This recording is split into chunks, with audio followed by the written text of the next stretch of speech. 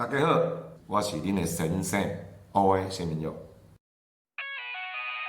欢迎大家收看《海岸囡仔》，各位来看哦。听海岸讲台语，海岸囡仔这个专辑来的，我们想要介绍的是《囡仔盘》这首歌一些有趣的单字跟典故。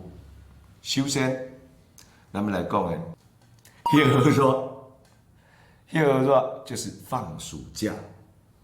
相反的，休寒就是放寒假。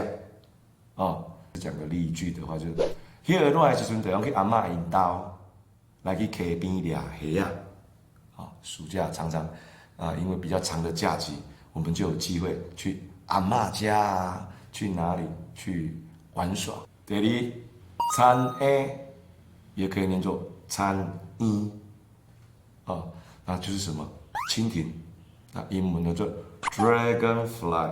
咱读到耳台语，我们偶尔也会双语进行。我们来讲个例句，就是田的1号，田的1号，学校东边的水池边有大量的蠓仔，赶紧去处理一下。第三个，风吹风吹是什么？风吹就是风筝、纸鸢那风吹是我们最长跟爸爸妈妈之间最开始的一个童玩。如果要讲个例句的话，阿爸，你风吹了好啦，我伫头前走到足喘的呢。